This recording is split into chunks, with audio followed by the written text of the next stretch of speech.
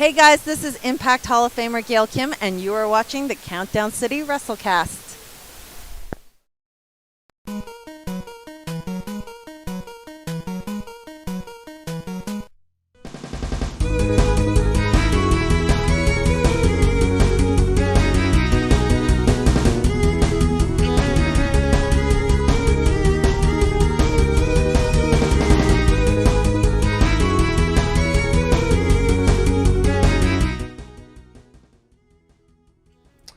What's up, heels and baby faces? Welcome to another live episode of the Countdown City WrestleCast. Two in 1 week. We're crazy, aren't we? Yes.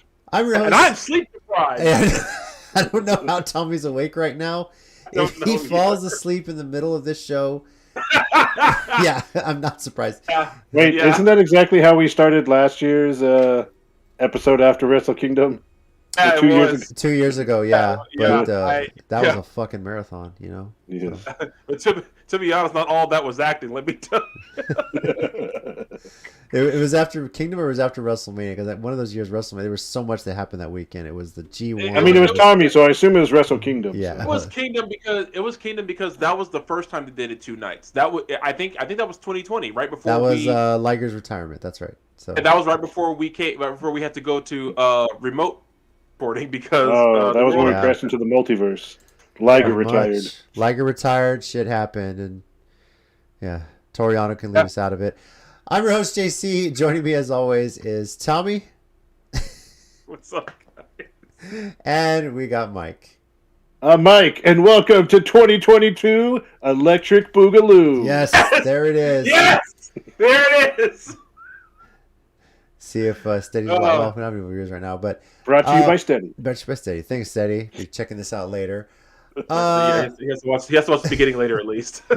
As we have already said right now, Wrestle Kingdom was the last couple of nights. We're not going to be talking about it on this episode because not all of us are crazy and sleep depriving ourselves like Tommy did. But and we want to end the show before January 6th. So. Yes, we do. However, there's so much wrestling starting off 2022, and this weekend Impact has HardToKill, which has become a pretty big anticipated pay-per-view considering what is on the card. So we wanted to talk exclusively about that. It's such a big show that, yes, it deserves its own preview at this point. But next week, we'll recap Wrestle Kingdom. We'll get all our thoughts on it. We'll recap HardToKill as well. Now, that being said, so far, Tommy's the only one of us to watch Wrestle Kingdom. I will limit you to like 3 minutes. Give us your quick, non-spoilery thoughts on Wrestle Kingdom. I already said I wasn't going to go long. I'm just saying, I say it's a must-watch to me. Okay. I feel like how they set stuff up for going forward in the future. I somehow totally forgot that this wasn't just the 50th anniversary for the Tokyo Dome, but for all of New Japan, period. Antonio Inoki started it in 1972. Wow. So I completely somehow that slipped my mind altogether. It was a great show. I feel like everyone killed it. I was reading some reviews on one site, and I personally disagree with a lot of what they said about the quality. They must be WWE fans, yeah. But you know, yes. Jeff Cobb did awesome. Like I feel like for a guy who's like, I think it was like his second Wrestle Kingdom. I feel like he's really finding his legs there. The Stardom match, I feel like is going to bring in new fans, and the main events of both nights was just, it's the reason why main eventers in New Japan are who they are because they bring it. So, yeah. Sorry, just real quick to interrupt. I just got word those WWE fans you just mentioned, they just got released. Oh, nice. So wish them well on their future endeavors. Oh wait! I just got another message. Some backstage fans got released too. Oh yeah. Yeah. Well, we'll see when there's no competes who they become fans of then. GCW guys, just saying. That's on the way up. Wouldn't it be great if there were like seasoned WWE fans who just randomly show up at like GCW? All those super fans like Yeah. the goth looking dude with his grandma or his mom or whatever, Yeah. Lesnar guy. Yeah, all those would be great. Come on, Zack Ryder. Yeah. Hey, look! I'll give it to Lesnar guy. He goes everywhere. Yeah. Like his IG is insane. That dude don't even care. He just likes wrestling. So. Yeah. Well, with that, we'll jump into Impact Hard to Kill. This is the first pay-per-view of the year for Impact Wrestling. Yes, it is a pay-per-view, not a premium live event. That name is not going to stick. I'm sorry. I don't care how many times you try and shove it down our throats. Also, I just want to mention that you forgot to change the name of what we're reviewing or preview. Did I forget to? No, I didn't. Am I? You might have pulled up the old agenda. Oh, maybe I did. Okay. Yeah. Because I have New Japan Wrestle Kingdom 16 preview and then all the matches. Oh, I see it. Yeah, I see it. Yeah. My bad. Okay, I was like, whoops. Sorry, I was just like, wait, what are we? Okay. My bad. Yeah, so we're That's talking cool. Impact Hard You to guys Kill. on the watching this don't know what I'm talking about. Yeah, see our agenda. God dang it! I print out a little agenda, sent it to us, and yeah, I forgot to change one thing. That's right, guys. JC creates production value, and he Yes. sets us all on course. Otherwise, we would just talk about random things, and we've never done that on this show. Never. No, we don't go Never. off on tangents. Not at all. Never. Well, this show, 8 matches on the card, and honestly, all of them are going to be great. I'm really looking forward to every single one. I'm impressed. Yes. With this card is going to be pretty good.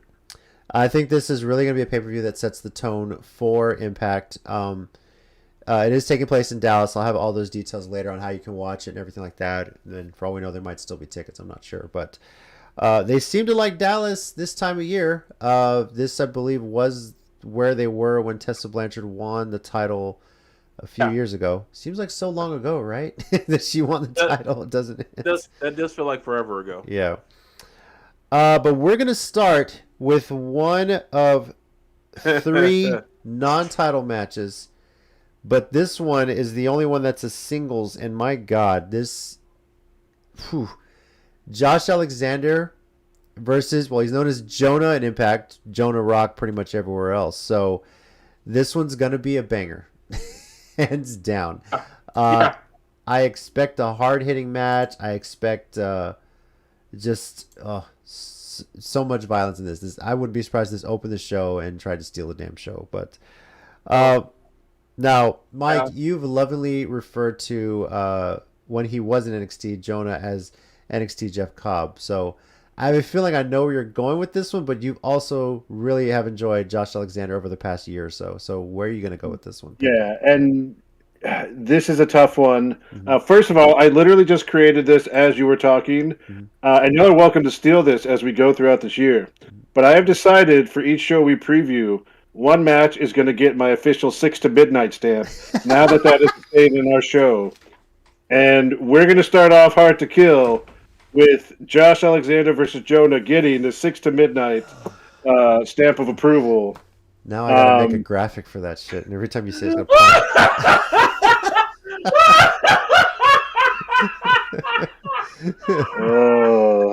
I'll see what I don't need my job. It's cool. But 6 to midnight. This is going to be a tough one.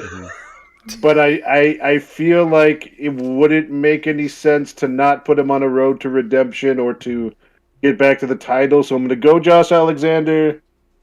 I feel like, and I thought I heard somewhere also that Jonas doesn't necessarily have a long-term contract with Impact. So, I kind of feel like he came in to be a monster to put Josh Alexander on the road again to get back toward Moose. I think it'll be a great match. Obviously, I think Jonah's gonna, put him in a world of pain. But I think Josh Alexander will squeak it out in the end. I'm gonna give Tommy a little more time to recover, but I'm also gonna go with Josh Alexander. Same thing. When we did the awards a couple days ago, I gave my own personal heel moment of the year to Moose, and Alexander needs. It's been a great story for him getting to that point. Right. You can make an even better story of him trying to come back and get revenge. Yeah. And even if he has this little kid there, getting in the match, kicking moves in the balls somewhere down the line. Who knows? But yeah, I got to go with Josh Alexander. But I know Jonah's going to bring it, and this is going to be very violent. Yes. Tommy, you right there? We're good. All right, what do you want? What are you picking on this one? It's funny you said that. I had this image of Josh Alexander's son like doing the Johnny Cage splits and punching moves right in the right. This is for my father. You dishonored my family. It was like, what the hell? Wait, can he do the splits? I just need someone in the corner. I know this isn't what it was for, but Toasty, yes. It's unanimous. I'm going Josh Alexander. This match is just great. I don't care who wins or loses this one. It's like I just can't wait to see this one, even if it's a highlights, because I think they're just gonna hit each other as hard as they possibly can repeatedly. And I'm down. And I'm down. Yeah, they are. So, yeah. All right. Next one up, 10-man hardcore war. This one probably gonna be violent, but most likely it's gonna be bloody. Eddie Edwards, Rich Swann, Willie Mack, Heath, and Rhino against the Good Brothers and Violent by Design. Tommy, we'll start with you on this one. Which team are you leaning towards? Where are you going? I'm leaning more towards Good Brothers and Violent by Design, primarily because they have Violent by Design with them. It's in the name. Yeah, it's in the name. I've said it before. I'll say it again. I love psychotic Eric Young. That is ever since his like goofball days in Team Canada to the legitimate threat he is now. I love it. So yeah, I'm gonna pick Violent by Design on this one. Maybe even this will start Eric Young's kind of journey towards some more championships. You know how he is. He can win a whole bunch of belts. So yeah, I'll go with them. All right, Mike. What about you? So I think I'm going to go with the Eddie Edwards, Rich Swann, Willie Mack, Heath, and Rhino. Kind of for the opposite reason of Tommy, because that team has the Good Brothers, and I feel like they've just lost a lot of momentum, and they're just not what they had been at one point. I don't know what it is Fair right enough. now. And I honestly see one of them taking the pin. Plus, I mean, I know, he's still got kids, so got to get that winner's purse. Still got kids. Mm-hmm. I'm actually kind of with you. I'm thinking either Heath or Rhino will pin one of the Good Brothers, which would put Heath and Rhino thinking, hey, we want a shot at the Impact Tag Team Championships, which the Good Brothers still have. So that's where I'm kind of leaning with on this match. I fully expect Eddie Edwards to be the most psychotic of everyone in this match, especially with Kenny, his amazing candlestick. So, but yeah, I think he's going to have a lot of crazy spots, but I think Heath or Rhino's going to get a pin on one of the Good Brothers and set that little rivalry up for the tag titles down the line. Eddie Edwards' transformation is like watching Bryan Danielson turn into Mick Foley, and I mean that. I mean that in the best way possible. It's just like I just never saw it coming, but wow, is it fun! Mm-hmm. So yeah. All right, and now pretty much this is a long overdue historic match here, and I'm pretty excited about this. For the first time ever, there will be a Knockouts Ultimate X match. Chuck, this is the first time they're doing this. Huh? I was surprised. I was legitimately surprised this is the first time they're doing this. I didn't even realize that until now. Yeah. Tasha Steelz, Lady Frost, Rachel Ellering, Impact Digital Media Champion Jordynne Grace, Rosemary, and Chelsea Green are going to be in this match. The winner will get a future shot at the Knockouts Championship.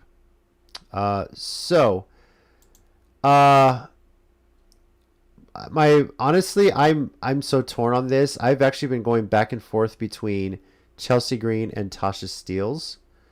But I think I'm gonna go Chelsea Green on this one for my pick.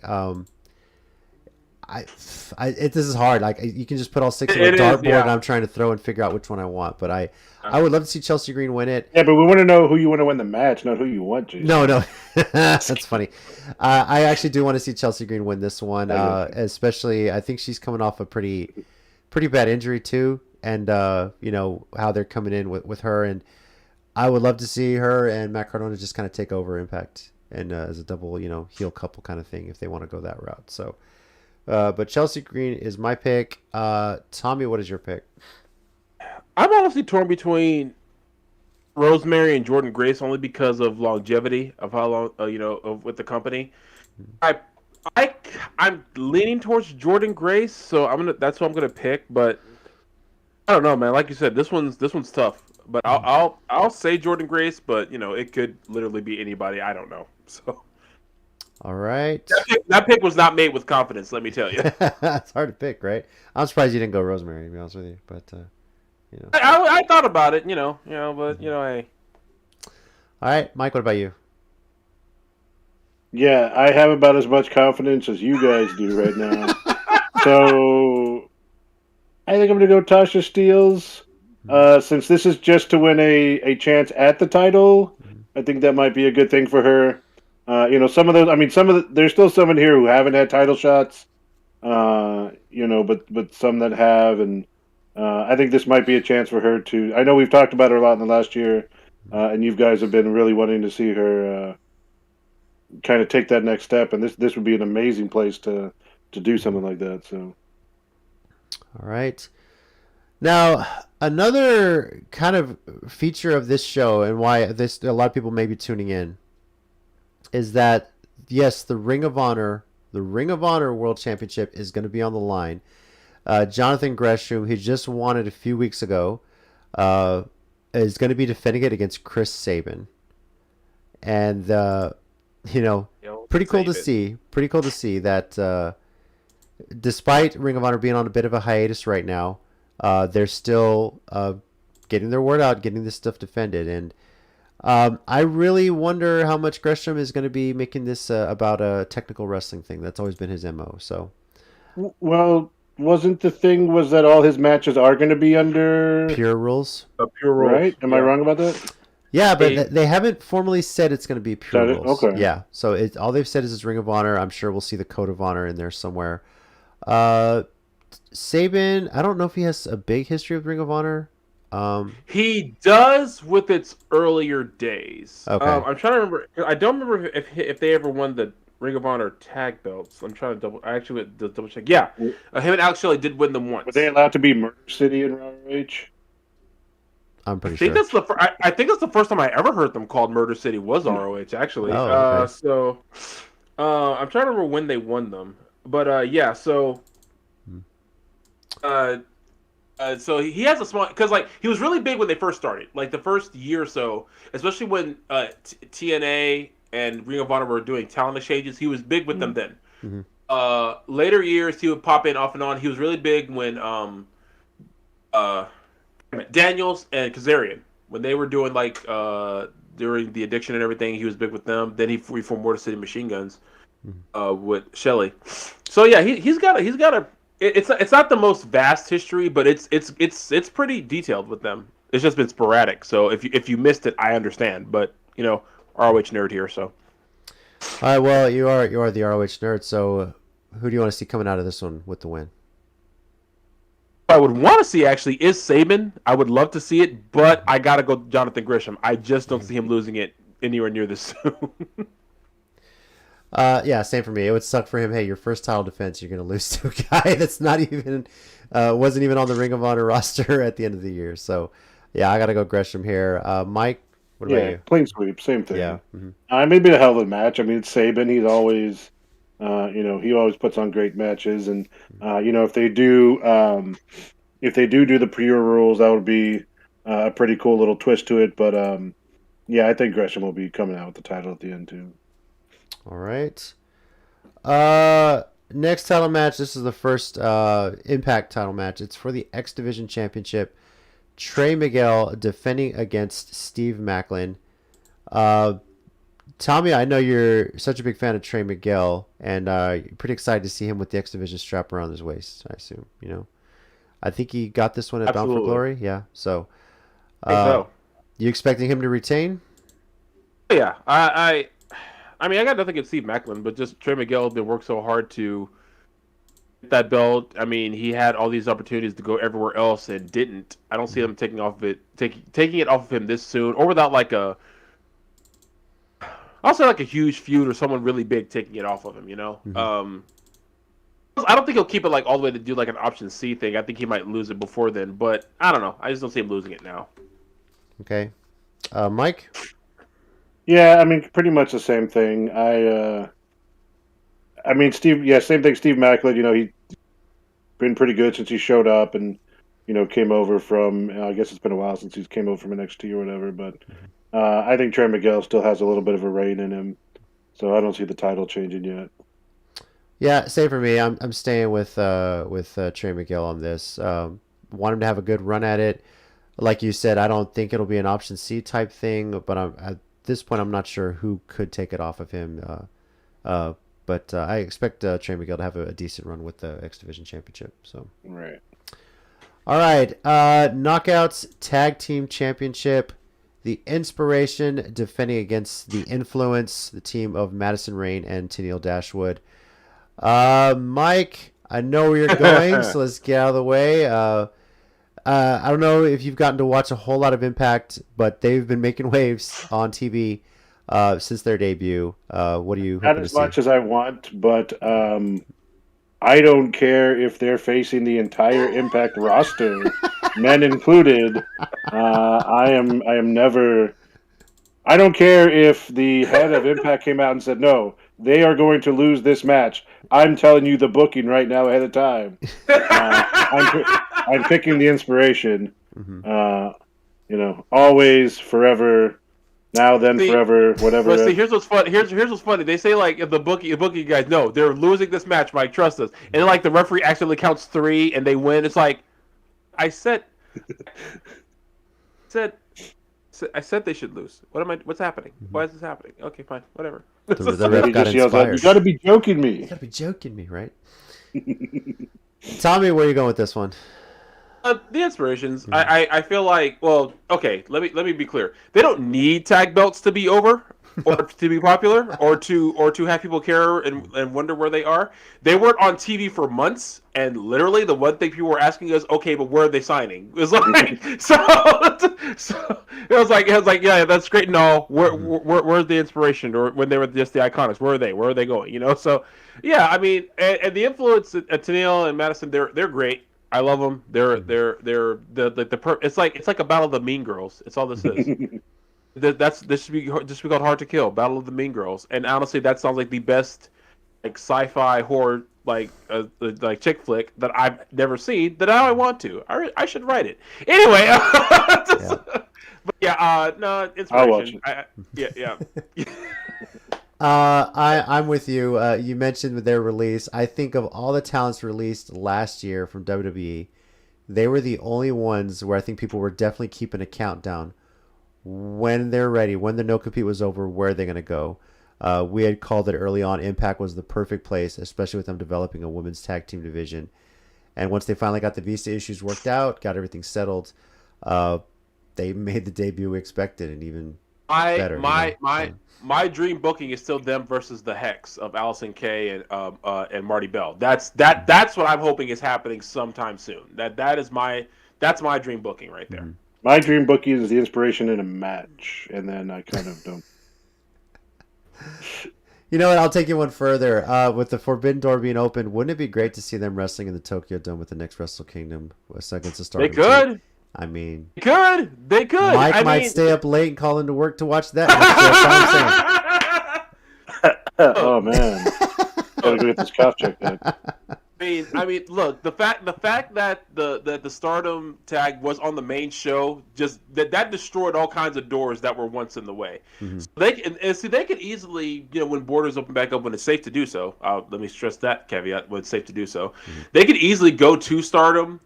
They could go to Stardom and be the best heels in that company's history, and that's saying a lot. But they could be the most annoying heels that you love and hate at the exact same time. Damn because. Right. Japanese crowd has a great sense of humor, and I feel like Jessie, I want to call her Billie Kay, Jessie would have them rolling because A, they can't understand the word she's saying, but B, she's so freaking animated, she is like, we can't understand her. She's still funny. We're in. I agree. I think it would be even better. Yeah, I think it would be even better too is if Impact is overseas, still has such a big following, especially in the UK. But if they have a decent following in Australia, wouldn't it be cool if they did a show in Australia and they got to go wrestle over there? As borders reopen. I wanna say they did that once years ago. Yeah, it was with WWE, but for them to be able to do it now. No. I meant Impact. I think Impact was in Australia. Oh, Impact years was, yeah. ago. Mm-hmm. I feel, but like you're saying, I feel like they could go back now just because they have the inspiration. I feel like this is one of those cases where yes, a superstar brings in a whole country. Like I said this with Jinder Mahal. No one believed me. I was like, you guys don't get it. India's now watching WWE. Yeah. Listen, whether you like him or not is not the point. 1 billion people just turned their TVs on to watch WWE. There are a lot of people in that country. Exactly. Yeah. So now, this match, I know we've had a hardcore war. We had Ultimate X on this card. Hell, we had Josh Alexander against Jonah. But this next one could potentially be the bloodiest. And that's the Knockouts World Championship. Mickie James against Deonna Purrazzo in a Texas death match. For those that are not familiar with this is essentially a last man standing, but you have to get a pinfall or submission before the 10 count begins. And I have a feeling they're going to be fighting all over the fucking factory in Dallas for this one. Yeah. So, have they specifically said those rules in on Impact? Because whenever they've done a Texas death match, that's always been that in Impact. Okay. Yeah. I was going to say, because sometimes, like other companies, it's just because they're in Texas. I mean, I know Texas Deathmatch is a well-known stipulation, but I don't know if that would have worked in like Washington or Seattle or. Yeah, I think they've always called it last man standings, but the rules on their last man standing has always involved a pin or submission. Right. I think like you said, just because it is in Texas, that they appropriately put the name on there. So. Marketing, right? I feel like they'll keep the actual rules because I think a lot more fans know that now than before. Like they know like the Texas part of the death match means there has to be a 3 count. Sorry, a 3 count or submission before the 10 count now. So I feel like they'll do it.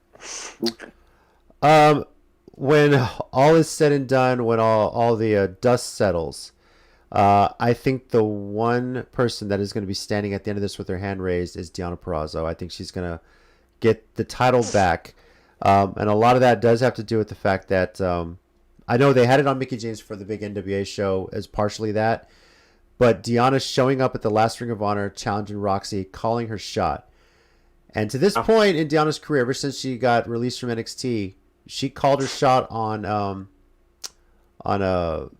Bully Ray's Sirius XM show, and she's been running with it ever since. So. She's called her shot. She's getting it back, and she wants to unify this title with the Ring of Honor Women's Championship. So I expect Deonna Purrazzo to be coming out with a victory here over Mickie James. Mike, where are you going with this one?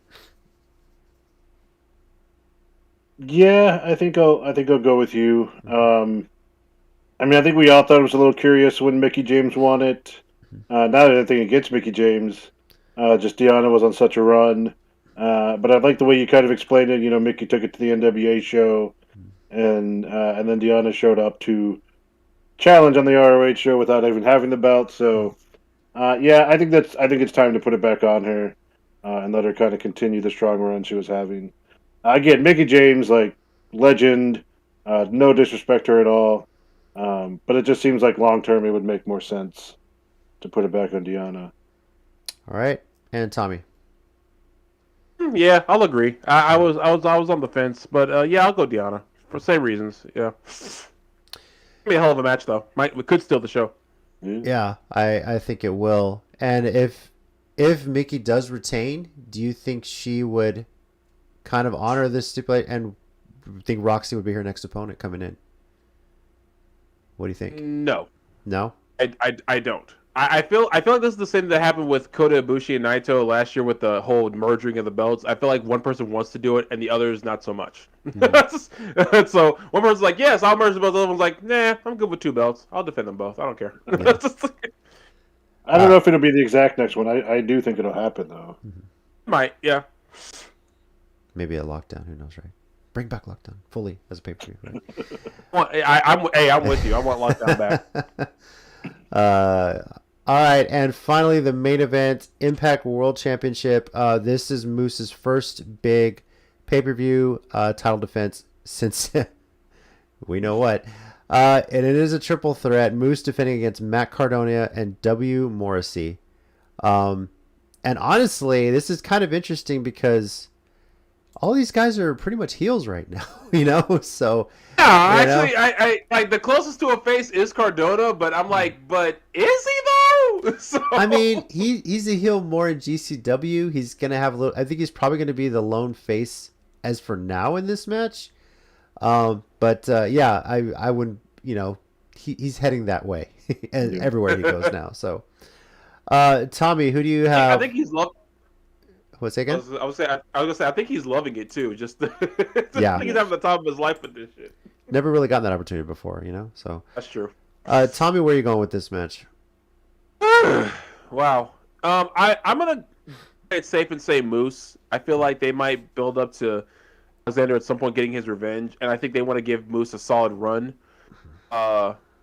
This was like the second or third time he was defending the belt on a bigger pay-per-view or a bigger show. I would be definitely split, but I'm gonna say it's gonna be Moose this time around. All right, Mike.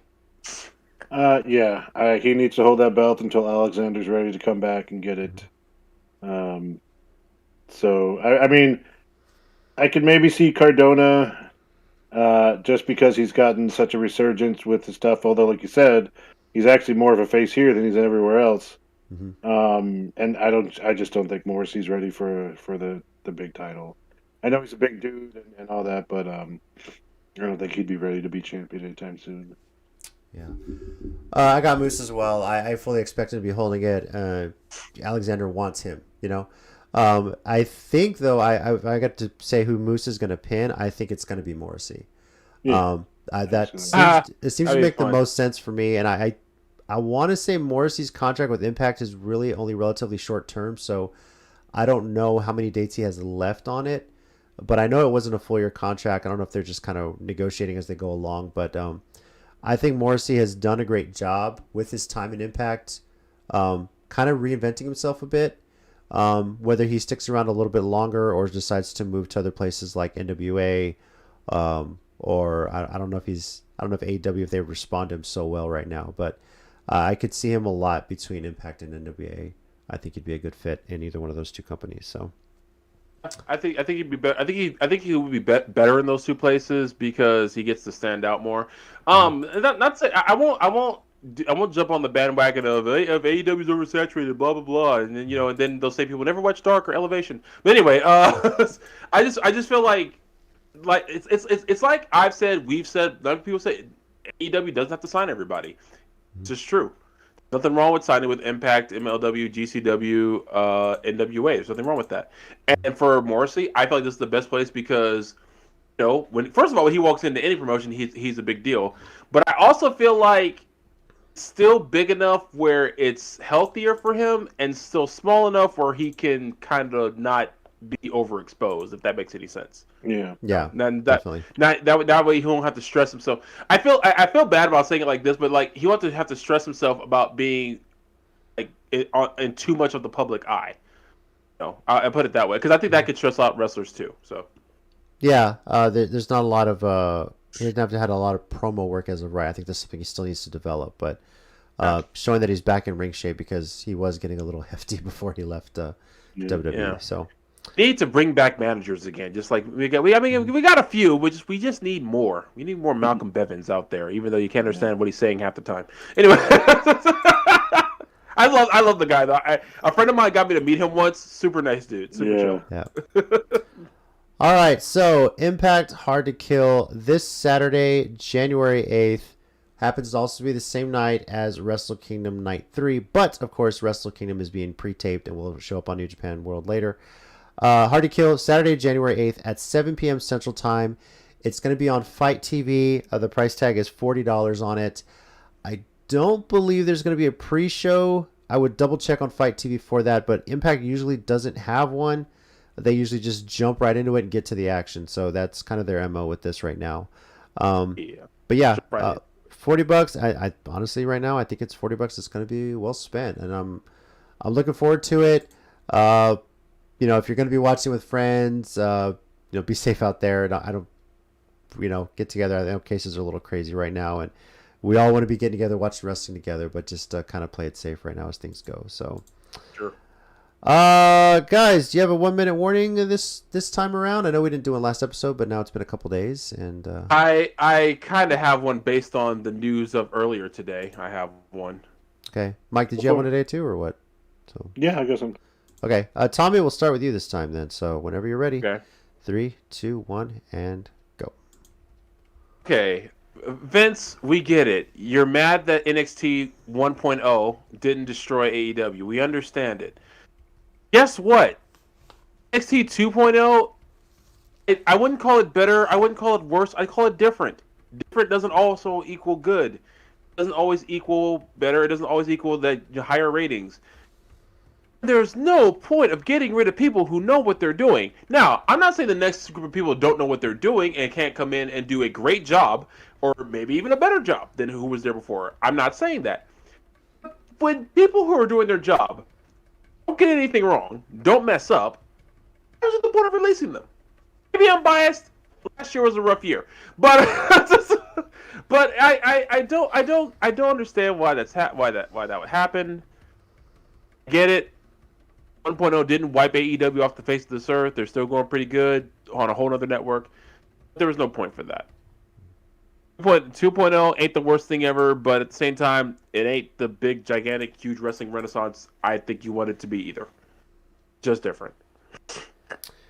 Yeah, different is like the best way to say it. So from black and gold to tie dye, right? So And guys, we talked about this before, and we said in the chat, but if AEW doesn't sign William Regal, at least for the night that they do Blood and Guts or set up Blood and Guts, what are we even doing here? What are we You've doing got here? basically the undisputed era now in AEW. Pick up William Regal or Steven Regal, which was his WCW name. I don't know what all WWE owns. And just have him. It would be hilarious if he just like walked out randomly and what if like Tony Khan said, you know what, I have a match idea for you guys, but I'm not qualified to say it. However, he is. says that his accent, blood and guts. Yeah. I'm not saying it's blood and guts. Is he allowed to say something like, "We're not playing war games anymore"? Yeah, technically he is allowed to say that. So yeah. I mean, he could. It's not, the match isn't called War Games. So. Yeah. All right, Mike, you ready with yours? Sure. All right, whenever you're ready. 3, 2, 1, All right. and go. So keeping on the AEW train, if you did not watch Dynamite tonight, I won't spoil some things since it kind of just happened, but dear God, watch that show. It started off with the title match again, Hangman versus Danielson 2. Just another incredible match.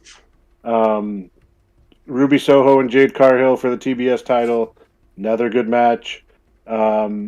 There were some other matches on there. There was also a Punk and MJF. It was supposed to be an MJF match. Punk kind of got involved to chase after him. Another great Mike stuff between them. Again, in my opinion, Punk's still better than him, but he is the veteran. He has been doing it longer. And there's a great shot he gets in there. So when y'all see it, just laugh. It was good. And then the tag team match was great. Unfortunately, we saw right before we come on. Looks like Rey Fenix kind of got injured in that. Well, he did. Just kind of one of those freak injuries that looks kind of gruesome.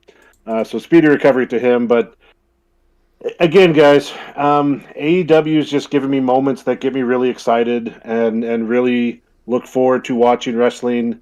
And so I just look for more big things for them in 2022.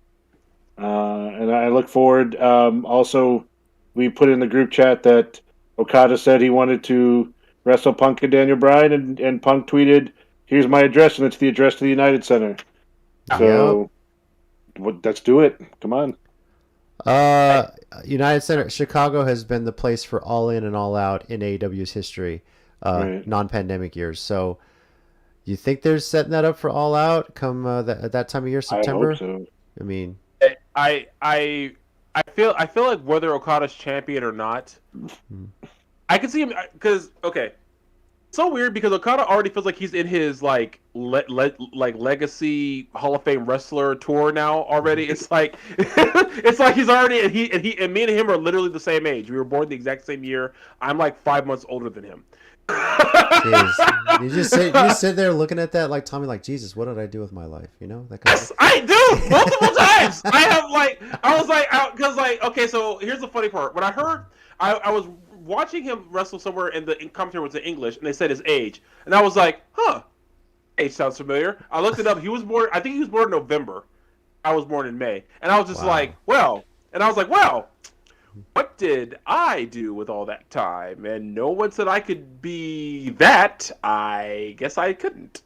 But Hey, no, he hasn't published a book, Yeah, right? Just because he's main evented Tokyo Dome 17 times, Yeah. you But he said did publish a 17. book. Like you said 17 times. And I'm like, you know what? Retroactively, that math might check out more than I think it does. That's more than I think Especially about with the whole 2-night thing. So, you know, I mean, Yeah. he's just that. I think he pushed for that. So he could boost his numbers. Actually, Yeah. that number might be exact now that I think about it because you said. I did my research. Yeah. He's just doing it to boost his numbers. That's all it is. No, Yeah. I'm just kidding. Well, I think Gato's doing that to boost his numbers, but it's the fact that even when he wins or loses, it's like him, Tanahashi, and like they're like Suzuki. It doesn't matter if they lose. Who gives a damn? They wrestled, and it was a magical moment. You like at this point, it like everyone says all the time they wish Suzuki would win the IWGP World Title, and I'm of the same boat. But at the same time, that is going to go down in history as one of the greatest ever. He could never win another title the rest of his career and still be the scariest individual in pro wrestling.